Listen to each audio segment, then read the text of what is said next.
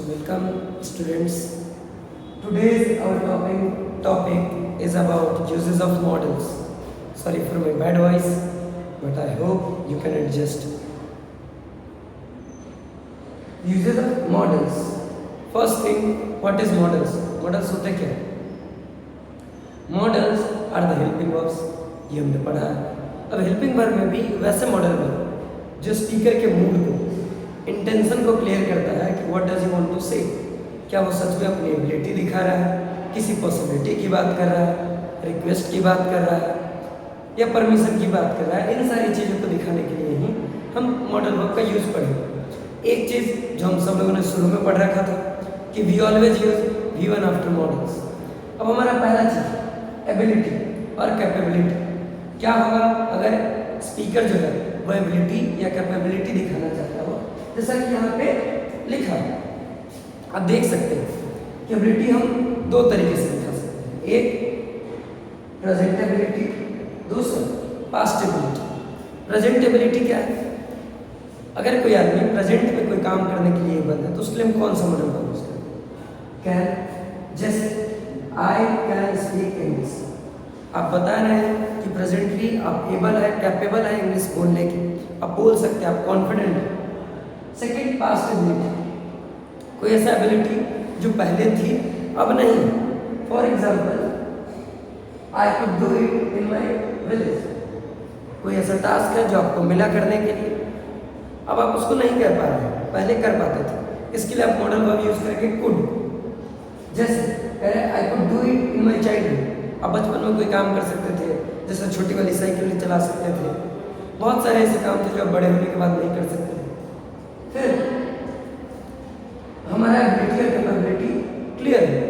हमारा next point है possibility. Possibility का हम क्या कर सकते हैं? ठीक है. अब पॉसिबिलिटी हम तीन तरीके से दिखाते हैं. पहला मोर पॉसिबिलिटी. अगर किसी काम की संभावना बहुत ज़्यादा हो तो, अगर किसी भी काम की संभावना बहुत ज़्यादा हो तो हम यूज करते हैं मे. और जैसे हम कह रहे हैं he may come today, it means उसके आने की संभावना है थोड़ी ज़्यादा है. सेकेंड लेस प्रोबेबिलिटी, कम संभावना. अगर किसी चीज़ की भी संभावना कम हो तो हम यूज करते हैं माइट. जैसे इट माइट रेन टुडे, आज शायद बारिश हो सकती है.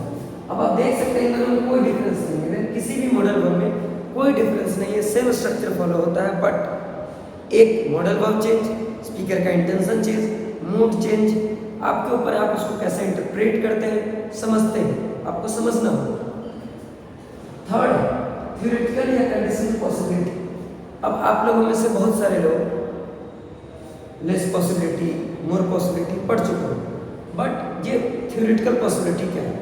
कोई ऐसी पॉसिबिलिटी, कोई ऐसी संभावना जिसमें आप कुछ सिचुएशन, सिनेरियो इमेजिन कर रहे हैं कि अगर ऐसा होगा तो ऐसा होगा, अभी जैसा चल रहा है तो आगे ऐसा हो सकता है. जिस बेसिस पे मैंने एक एग्जांपल लिखा है. फर्स्ट पहले तो इसमें एग्जांपल मॉडल वर्ब यूज करते हैं कुड. फर्स्ट एग्जांपल क्या है? We could see aliens someday. जैसा आजकल स्पेकुलेशंस है, जैसा आप लोग यूट्यूब पे कहीं पे पढ़े होंगे एरिया 51 के बारे में, UFO के बारे में. ये पॉसिबल है कि आपको फ्यूचर में एलियंस देखने को मिल सकता है, चांसेस है, but we are not sure about it. हम किसी थ्योरी के बेस पे करें, theoretical condition, theoretical possibility. He could meet an accident.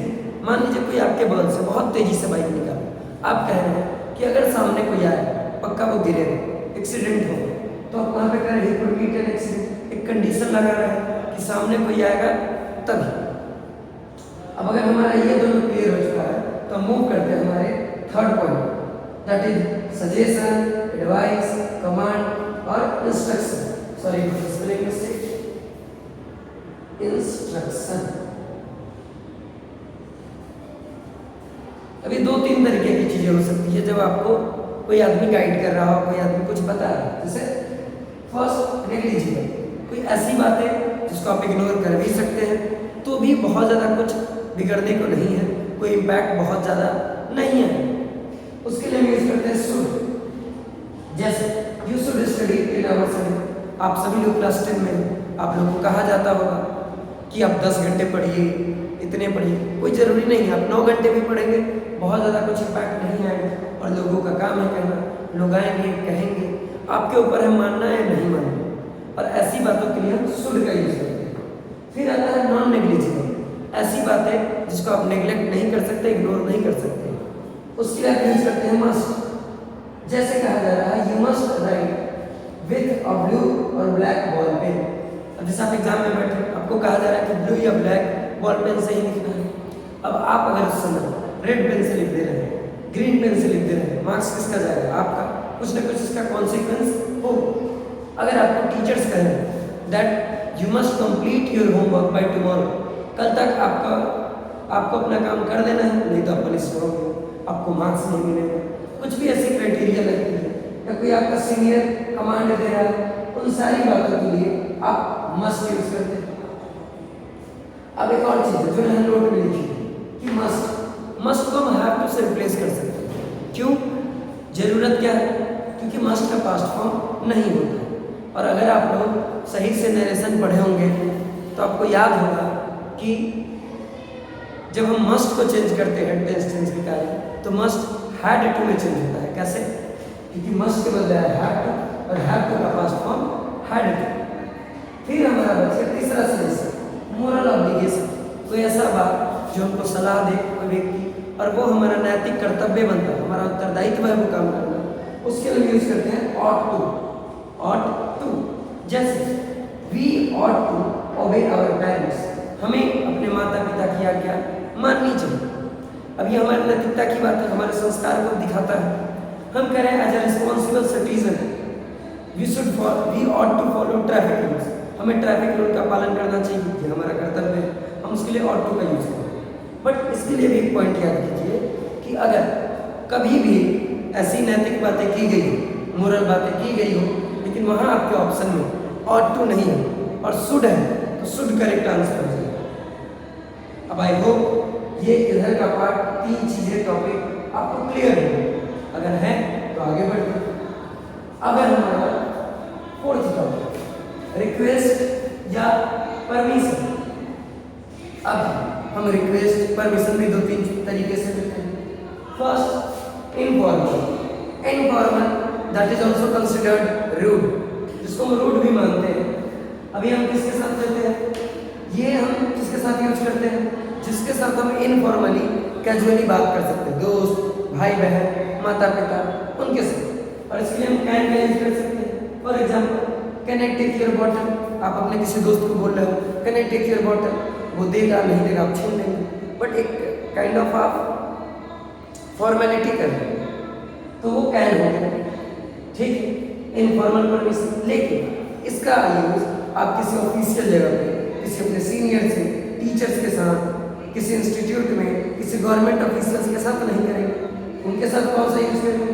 तो हम उनके साथ यूज करेंगे फॉर्मल, जिसको थोड़ा पोलाइट भी कंसिडर किया जाता है, जिसके लिए हम यूज करते हैं मे। इसका सबसे क्लासिक एग्जाम्पल है, आप डे टू डे लाइफ में बहुत यूज करते हैं, मे कम इन सर, मे कम इन मैम। ये दिखाता है कि आप जेन्युइनली परमिशन मांग रहे हैं, ठीक। आपको फील नहीं करवाता कि आप बस बता रहे जा रहे हैं, फॉर्मेलिटी नहीं निभा रहे हैं, आप जेन्युइनली परमिशन मांग रहे हैं। फिर आता है वेरी पोलाइट। क्या हो अगर किसी को बहुत ज़्यादा पोलाइटली रिक्वेस्ट करना, गिड़गिड़ाना है, उसके लिए हम वुड और कुड दोनों का यूज कर सकते हैं। हालांकि ऐसा कहा जाता है कि वुड और कुड दोनों आपस में इंटरचेंजेबल, बट ऐसा है नहीं। वुड और कुड आपस में इंटरचेंजेबल टोटली नहीं। अगर होते तो 2 वर्ड बनाने की जरूरत ही नहीं। जैसे कहते हैं would you mind helping me. अब देखिए वुड का यूज करना होगा तो वुड किससे बने? Will say. और विल का मतलब क्या होता है? इच्छा, विश, डिजायर। अब जब भी हम सामने वाले से पोलाइट रिक्वेस्ट करते हैं और ये चीज सामने वाले के विल पे, इच्छा पे डिपेंड करती है, तब हम वहाँ पे वुड का यूज करेंगे। जैसे वुड यू माइंड हेल्पिंग, क्या आप मेरी मदद करने में बुरा तो नहीं मानेंगे? अब बुरा कैसे मानेगा वो? अपने मन से, इच्छा से। तो हम यहाँ वुड यूज करें। But could you move a bit, second हम यूज की कुड। कुड किससे बना? Can say. और जब कैन से बना है तो कैन क्या दिखाता है? एबिलिटी। यानी कि इसमें एबिलिटी की बात हुई, कैपेबिलिटी, फिजिकल काम कुछ करना। Could you move a bit, उसको मूव करने में, थोड़ा खिसकने में मेहनत लगेगी, इसलिए हम वहाँ पे यूज किए कुड। फिर अगर ये क्लियर हो तो हमारा fifth point past habits.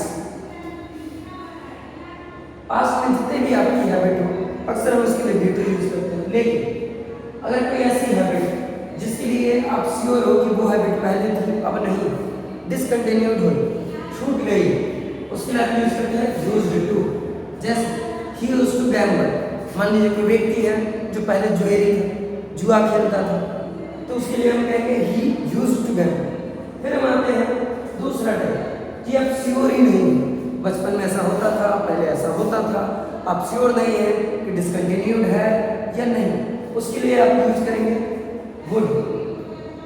For example he would often go there, वो वहाँ अक्सर जाता था, अब वो अभी जाता है या नहीं हम श्योर नहीं, पहले जाता था, इसलिए वुड। और लास्ट और not least, one of the most favourite topics of the students, that is future obligation. जैसे हम लोग पढ़ते हैं कि आई के साथ हम लोग शैल यूज करते हैं, वी के साथ शैल यूज करते हैं, बाकी सब के साथ हम विल यूज करते हैं। बट मॉडर्न में आप देखते होंगे कि बोलचाल की भाषा में लोग आई के साथ भी विल यूज कर रहे हैं, सारे जगहों पे विल यूज कर रहे हैं। बट अगर हम प्रॉपर ग्रामेटिकल रूट पे जाए इसका, तो अगर आपको किसी तरीके का फ्यूचर ऑब्लिगेशन, फ्यूचर का उत्तरदायित्व, कर्तव्य दिखाना हो तो, या थ्रेट, किसी को आप धमकी दे रहे हो, डिटर्मिनेशन, फ्यूचर में आप कह रहे हो कि ये काम पक्का होगा ही होगा, डिटरमाइन कर रहे हो अपने आप, या प्रॉमिस कर रहे हो आप किसी से फ्यूचर में, इन सारी चीज़ों के लिए हम उल्टा यूज करते हैं। जैसे पहले आई का यूज, सॉरी शैल का यूज आई और बी के साथ होता था, नहीं, अब हम आई और बी के साथ विल का यूज करेंगे इस केस में। अगर ऑब्लिगेशन दिखाना हो, थ्रेट दिखाना हो, डिटर्मिनेशन दिखाना हो, प्रॉमिस दिखाना हो, और बाकी सारी के साथ हम शैल यूज करेंगे, चाहे वो ही हो, सी हो, इट हो, दे हो, यू हो, सिंगुलर कोई सिंगुलर नाउन हो या फिर कोई प्लूरल नाउन हो, हम उन सभी के साथ शैल, बेसिकली हम इंटरचेंज कर देते हैं, उल्टा कर देते हैं, शैल के साथ विल, जहाँ पे शैल होता था वहाँ पे विल, जहाँ पे विल होता था वहाँ पे शैल। और ऐसा क्यों होता है, इसका एक क्लासिक एग्जाम्पल है। अगर आप सभी लोग या आप में से कोई भी व्यक्ति, कोई भी बच्चा बनाया होगा ऑक्सफोर्ड का करेंट ट्रांसलेशन, उसमें एक एक्सरसाइज हुआ करता था, 18 पुराने बुक्स में 18, नए वाले बुक्स में 19 एक्सरसाइज, जिसमें होता था मैं अवश्य घर जाऊँगा, तुम अवश्य डॉक्टर बनोगे, वो अवश्य इंजीनियर बनेगी। तो इन सारे केसेस में हम आई के साथ शैल, ही के साथ विल, यानी कि उल्टा यूज करते हैं। सेम यहाँ पे, माफ कीजिएगा कोई एग्जाम्पल मैंने नहीं किया, let's take two examples. For example he shall go to Patna, I will help you। अब कहा जा रहा है कि जनरली हम कहते हैं he will go to Patna, ये क्या दिखाता है उनका सडन प्लान को, फ्यूचर के प्रेडिक्शन को। लेकिन अगर हम ही के साथ शैल यूज करें, ये दिखाता है कि वो पक्का पटना जाएगा ही, वो डिटरमिन्ड है, उसकी कोई मजबूरी है, उसका कोई कर्तव्य है, वो किसी से प्रॉमिस किया है, इसलिए वो जाएगा। जैसे आई विल हेल्प यू, मैं आपसे प्रॉमिस करता हूँ कि मैं आपकी मदद करूँगा, आपके लास्ट मोमेंट तक, आपके बोर्ड्स के फाइनल एग्जामिनेशन तक मैं आपकी मदद करूँगा। आपके सब्जेक्ट में किसी भी प्रकार की दिक्कत हो गई एग्जामिनेशन से रिलेटेड, तो आई विल हेल्प यू। ठीक, that's it for today. I think models में इनफ जानकारी हमें मिल गई है। और किसी भी तरीके का आपको कुछ प्रॉब्लम हो, आप वीडियो में कमेंट कीजिए, या फिर जब हमारी क्लासेस रिज्यूम होगी ऑफलाइन, आप उस समय डाउट्स को आराम से क्लियर कर सकते हैं। अभी के लिए इतना ही, फिलहाल बाय। हीट वेव से थोड़ा बच के रहें, नींबू पानी, ग्लूकोज कंज्यूम करते रहें, शरबत हो किसी भी तरीके का कंज्यूम करें, और अपने आप को सेफ रखें और पढ़ाई करते रहें। बाय।